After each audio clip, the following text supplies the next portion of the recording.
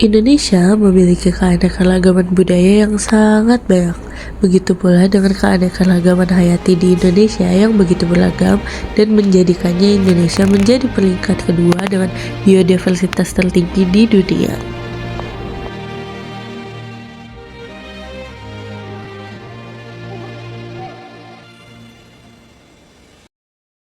Merupakan negara kepulauan dan juga dia berada di garis khatulistiwa. Oleh karena itu, Indonesia memiliki iklim tropis serta curah hujan yang tinggi, dan juga Indonesia memiliki dua musim, yaitu musim hujan dan musim kemarau. Hal tersebut yang akan menyebabkan adanya biodiversitas, dan biodiversitas Indonesia merupakan biodiversitas tertinggi yang kedua di peringkat dunia setelah Brazil. Dan biodiversitas inilah yang akan kita bahas di video ini. Keanekaragaman hayati atau biodiversitas adalah seluruh variasi makhluk hidup yang terdapat di bumi, meliputi gen dalam satu spesies, perbedaan antar spesies, serta variasi ekosistem tempat mereka hidup. Dalam kajian geografi, keanekaragaman hayati sangat erat kaitannya dengan letak geografis, iklim, fisiografi, dan interaksi biotik yang membentuk pola sebaran flora dan fauna di muka bumi. Oleh karena itu, keanekaragaman hayati tidak hanya menggambarkan kekayaan alam, tetapi juga mencerminkan hasil interaksi antara unsur alam dan manusia yang menjadi objek utama kajian geografi. Pada abad 19, yaitu ilmuwan asal Inggris, Alfred Russel Wallace menemukan garis Wallace di negara Indonesia. Lalu kemudian, pada tahun 1899 sampai 1900, ilmuwan asal Belanda yaitu Max Carl Wilhelm Weber menemukan garis Weber juga di Indonesia. Lalu kemudian, kedua garis inilah yang akan menentukan persebaran flora dan fauna di Indonesia. Apa sih kanguru sering ditemukan di Papua dan Australia, serta tamir juga sering ditemukan di semenanjung Malaya dan Sumatera. Pada zaman dahulu, kedua benua ini pernah menyatu. Benua Australia dan Papua dahulunya pernah bersatu yang disebut paparan Sahul. Dan juga Pulau Sumatera dan Kalimantan serta semenanjung Malaya dulunya pernah bersatu yang disebut paparan Sunda. Dan lama-kelamaan berpisah hingga zaman sekarang yang disebabkan oleh adanya pergerakan lempeng tektonik. Pergerakan lempeng tektonik ini kemudian memisahkan yang menjadi benua Australia dan Papua, serta semenanjung Malaya, Pulau Kalimantan, dan Pulau Sumatera. Pembagian fauna Indonesia yaitu di bagian wilayah Asiatis, yaitu Pulau Jawa, Kalimantan, Sumatera, dan Bali memiliki fauna yaitu gajah, harimau Sumatera, badak, dan pesut. Lalu, pada wilayah peralihan yaitu Pulau Sulawesi, Maluku, dan Nusa Tenggara memiliki fauna seperti komodo, burung maleo, kuskus, dan katak terbang. Wilayah Australis yaitu Papua dan sekitarnya memiliki fauna kanguru, walabi, dan burung cendrawasih, serta burung kasuari.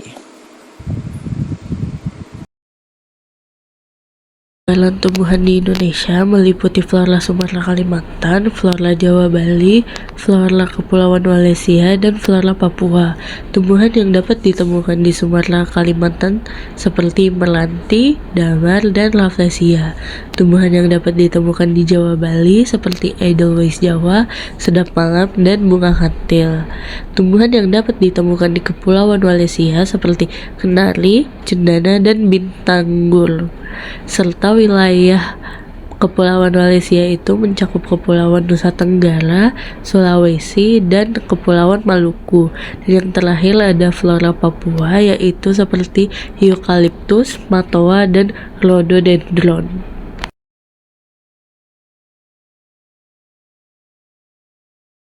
yang pertama yaitu faktor klimatik. Faktor klimatik merupakan faktor abiotik yang nantinya mempengaruhi cuaca dan iklim.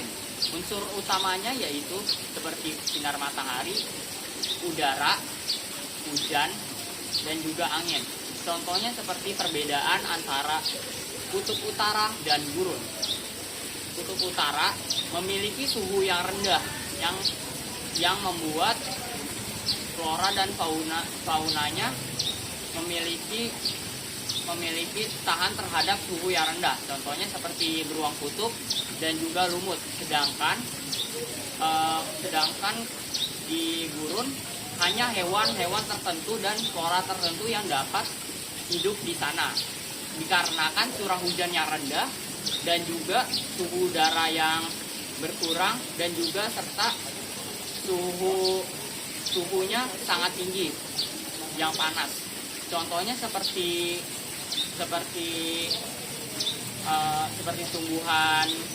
tumbuhan kaktus dan juga hewannya seperti unta. Jadi dari kedua perbedaan tersebut kita dapat menyimpulkan bahwa unsur-unsur seperti suhu, matahari, udara dan juga hujan sangat penting dalam keanekaragaman hayati. Soalnya agar hewan dapat beradaptasi terhadap lingkungan tersebut. Baik, faktor yang kedua adalah persebaran flora dan fauna. Letak geografis Indonesia yang diapit oleh 2 benua dan 2 samudra yang menjadikannya kaya keanekaragaman hayati. Seperti di wilayah barat terdapat fauna mirip ASEAN, yaitu gajah dan harimau. Dan di wilayah timur seperti khas Australia seperti cendrawasih dan kasuari. Dan serta tengah atau peralihan dengan fauna campuran endemik seperti komodo dan anoa. Hal ini menunjukkan persebaran flora dan fauna dipengaruhi oleh letak geografis dan sejarah geologis. Faktor ketiga adalah faktor fisiografi. Fisiografi merupakan bentuk fisik wilayah, seperti bentuk permukaan bumi, topografi, ketinggian, dan jenis tanah. Kondisi fisiografi yang beragam menyebabkan munculnya variasi ekosistem. Misalnya pada daerah dataran tinggi yang sejuk, terdapat banyak vegetasi pegunungan. Contohnya ada cemara, pinus, dan edelweiss. Sementara di dataran rendah yang panas, banyak lahan pertanian yang luas dan hutan hujan tropis. Selain itu, tanah vulkanik yang terbentuk akibat aktivitas gunung berapi di Indonesia dikenal sangat subur, sehingga dapat ditanami banyak tanaman pangan. Contohnya padi, jagung, dan sayur mayur. Adanya pantai, dataran rendah, dataran tinggi, hingga pegunungan menjadikan Indonesia memiliki berbagai ekosistem khas, mulai dari ekosistem mangrove, padang rumput, sampai ekosistem pegunungan tropis. Nah, untuk faktor yang keempat ada faktor biotik, di mana faktor biotik ini melibatkan seluruh makhluk hidup seperti manusia, hewan, dan tumbuhan. Untuk tumbuhan sendiri ini sebagai produsen utama atau yang menyediakan makanan bagi manusia dan hewan. Nah, untuk hewan tersendiri ini dia merupakan konsumen awal bagi tumbuhan itu sendiri dan juga dapat membantu tumbuhan untuk memperbanyak populasinya. Nah, untuk manusia sendiri dia memiliki 2 dampak, yaitu dampak positif dan dampak negatif. Di mana dampak positifnya manusia itu bisa menjaga populasi antara flora dan fauna agar seimbang. Faktor yang terakhir, coba ulang. Ya.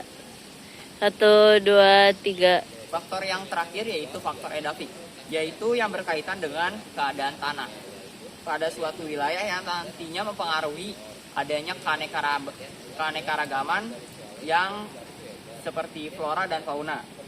Unsurnya seperti pH tanah, tekstur tanah, dan struktur tanah. Contohnya seperti tanah aluvial dan tanah kapur.